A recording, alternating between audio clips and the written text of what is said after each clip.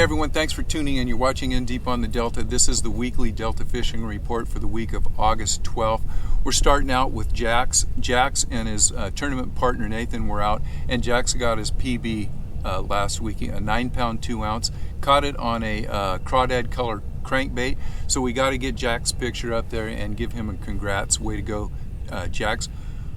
Send me in another one next week and get a bigger one. Good luck. So with that, let's get right into the Delta report. We'll start with conditions. Same old, same old. Water temperatures, high 70s, maybe right at 80. Visibility, water visibility is about 5 feet. The winds died down out here. We have perfect weather conditions the last week. Light breezes, maybe 5 to under 10 miles an hour, just enough to cool it off. Air temperatures have been low to mid 90s. We're going to get some heat towards the end of the week. Maybe they'll push the bite up a little bit, but perfect time to be out here. Unfortunately, the bite's been flat, and when I talk about flat, it's been about the same for the last week or so. When we had the last full moon, we had a really good moon phase. Tournament weights were up. Everybody was singing hallelujah because we were all catching fish, but the last couple of weeks has been pretty flat. Doesn't mean that it hasn't been decent. It's just decent. We're in one of those roller coasters where we're kind of at the bottom now and we should be going up. With that being said, Nick and Mike, a couple of subscribers that send in reports quite often, they went out last week, and these are regular guys, and they gave me a full report. Went out of their regular location. I'm pretty sure they fished their regular spots. They had 100 fish day, and they had fish up to 3 and 4 pounds. Most of the fish were small, pound and a half, under 2 pounds, but they got a lot of nice solid fish and just had a great day. So that's just telling you, whatever I say about the fishing, being up and down, you can come out here on any given day, be here at the right time, the right tide, and be in the right place, and you're going to have a great day. So with that, it's a good time to be out here, but if you are from out of the area, I looked at the tide phases and the lunar phases and everything. This next week coming up, it's probably going to stay pretty flat. We have very low tidal coefficients. Nothing in the weather patterns that looks like it's going to put a boost in the fishing. But starting around the 20th of the month, we're going to have a no moon phase, and we're going to get better tidal coefficients, and things may start perking up. So if you're coming from out of the area, or you only have one day to fish this month, I would say this next week you might just want to hold off a little bit. Start looking around the 20th of this month. Check your tide charts, and then take your day in somewhere around the 20th. With that being said, there's been a ton of pressure out here on the weekends. We've had the frog tournaments, we've had the MLF tournament. Those are all burned off, so the pressure here on the weekends should drop. I've been seeing the last 2 to 3 weekends at Paradise Point 40 to 50, maybe 60 trailers in the parking lot on the weekends. On the weekdays, it's been maybe 10 or under. I'm looking for that pressure to drop down, and the guys that are just out on the weekends, you're probably going to find that you're going to have some of your regular spots open for you. There won't be a boat down. I think last week the frog tournament had 160 people fishing on the weekend. And let's talk about that. It was very, I'll just call it poor. Of course, the guys are only fishing frogs, and the fish out here have seen a ton of frogs. So the last frog tournament, the deal was if you got a big fish, 5, 6, 7, 8 pound fish, and you were able to put a couple of smaller fish in and have a 3 fish limit, you probably cashed a check or did pretty well. Most of the field had trouble just putting a fish in the boat. And as far as the topwater frogging goes, just everyone that I talked to said, it was a weird bite. A lot of fish coming up and just ticking at it, or a lot of small ones, or the big ones, just weren't taking it. I'd miss them, or I'd hook them and they'd jump and get off. So it was just kind of a weird bite for that frog tournament. If you're going to throw frogs, I'm going to have some suggestions on some baits that I've been using this last week, and they've been pretty effective for me, and I think a lot of people may be surprised what they are. There's going to be alternatives to frog fishing here. We'll get into that as soon as I get done with the reports from the shops and things. So frog tournaments were tough. The Wednesday night tournament had, I think, 3 20-pound bags. Again, not great. Don't go by what the Wednesday night guys are doing compared to what you think you're going to be doing on the weekends. You have to remember, Wednesday night guys are all local guys. There's a lot of big sticks fishing that tournament, and they're fishing outside of normal tournament hours. They're getting to fish that change of light bite in the evening. Some of those guys are going to get 18, 20 pounds no matter what day it is out here. It's just, that's a tough tournament with tough competition. So just because they're getting 20-pound bags, don't expect the average guy to come out and get a 20-pound bag on the weekend. Let's put up another picture of jacks, and we'll talk real briefly about stripers. There are a few more stripers coming in. Jax was out and got his PB on the same day. He got a really nice striper. Doesn't mean there's a ton of stripers. The shops, Outdoor Sportsman and Hook, Line, and Sinker, they're reporting an uptick in what they're hearing as far as striper fishing, but it's not going great guns. Most of the stripers are out on the Sacramento side. And I'm looking in the next couple of weeks, you guys that are striper guys, keep tuned in, because I think there's going to be some fish starting to move into the system. Hopefully a lot of those fish take a right turn and come into the San Joaquin. I have noticed an increase in sea lions out here, so they're either following some fish in here, following some bait, but stay tuned. The striper fishing may be perking up. Okay, we've got a little change of scenery due to a camera malfunction out on the water, so we're going to do the rest of the report right here in my boat, but on the side of my house. So we're picking up with the largemouth bass report, and everything that I'm getting from all of my correspondents in the shops, it's been pretty much junk fishing. So what I'm going to do this week is talk about what I have been doing out there. I've had pretty consistent luck. I'm fishing for fun. I'm not fishing for tournaments, so a lot of my fish are in the 1 to 3 pound class. My most consistent fishing this week has been punching. We're going to get into that, and I'm going to talk about a couple of baits that I've been using that you may not be throwing, but I'd like to share them with you. And I also we'll start off with some of the trends that have been happening out here. First of all, the morning and the evening bite has been just okay.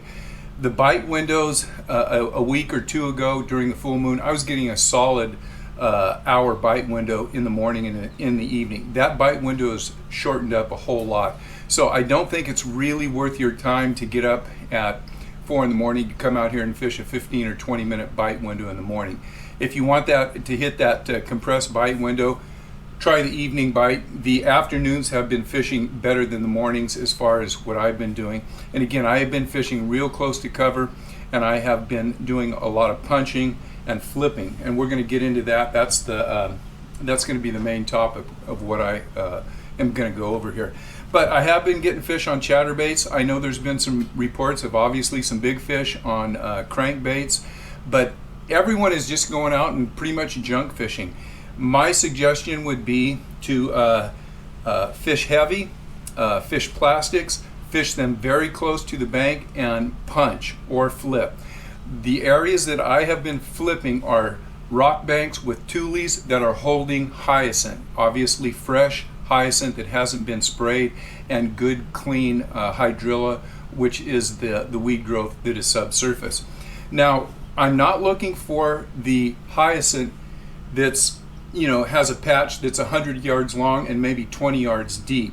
I'm looking for the pieces of hyacinth that are about the size of a boat. So I'm a rock wall, sporadic tule clumps that are holding these say 10 to 30 foot patches of hyacinth, and that's what I have been punching.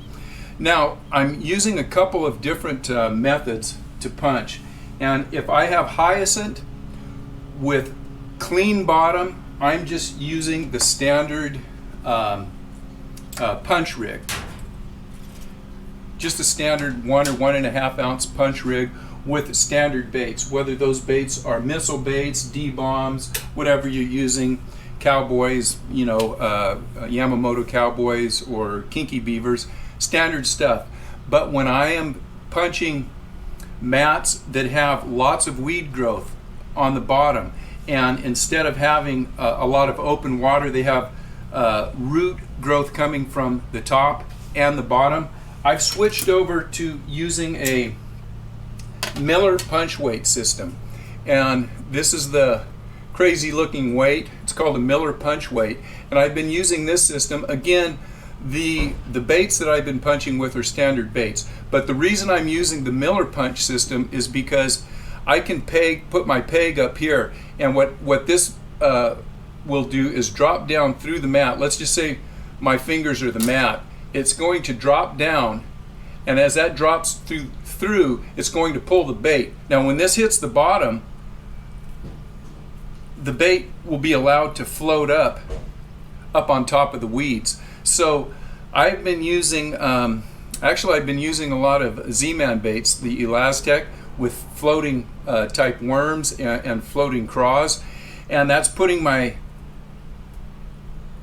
punch weight on the bottom and letting my bait float up above the vegetation that's growing off of the bottom.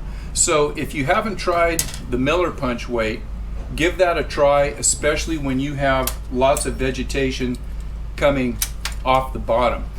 Here's a bait I want to talk to you about that I've been using when I have been flipping, and that's the Big Bite Baits Craw Tube. Okay, Big Bite Baits Craw Tube. And what it is it's basically a tube, but it has a couple of appendages added onto it that looks like crayfish. This one happens to be a laminate. I've been catching them on this one red with green pumpkin laminate, or just a regular green pumpkin. If you haven't tried this, give these things a try. They're cheap and they've been catching a lot of fish for me, and I have been rigging them just on a standard T-rig setup. So you can basically just rig this up, pull it through, and put the hook in and text pose it right here, and it's basically a weedless bait. This has been a good one for me. The other thing I wanted to talk a little bit about, and I'm starting to pick fish up, and I know a lot of you guys use these the Zoom horny toads, and this is basically a frog imitation, but as we talked about, the fish in the last couple of weeks really haven't been on a great frog bite, but that's the hollow body frog that we're pulling across the top. I like to use these on basically a T-rig, and they're going to be rigged up, and again you rig them up just like a worm so that they look just like this, and they're weedless. Now you can take this rig and throw it across the pads and pull it off the top, and these little legs will flap, and they have a real tantalizing action on them. The difference is when you get to a hole or a drop off on the edge of the on the weed growth, you can bring this and stop the bait or kill the bait, and because we've got a 1/4 ounce weight on it, it's going to drop down and you're going to be able to fish this just like a worm. I've been having my better luck with white. A lot of times I'll use a standard color like a frog color or a bluegill color, but as these things are dropping down, they get bit a lot, and also you can just reel them in very slowly, and they're like a little crankbait. So if you're not throwing the Zoom, what is it? The oh shoot, can't even think of this anymore. The horny toad. Get a few of these. They're cheap and they catch a lot of fish. I think you'll enjoy using them, and I think it'll put a few more fish in the boat for you. So with that, that's about what I've been doing. The best tide is top of the tide with an outgoing tide, and about 2 to 3 hours into the tide. You want to find as clean of vegetation as you can, and as clean of water as you can. I've actually been catching more fish in the clear water, and most of the delta is about 5 feet, but if there are some spots that I've been finding some dingy water in. Stay in the cleaner water, especially if you're fishing the shade of some type of hyacinth canopy. So with that, I hope that helps you guys. I hope you guys have some luck this week, and make sure you're sending in the reports. Make sure that you subscribe if you haven't already subscribed. And with that, hope to see you guys on the river, and we'll see you next week.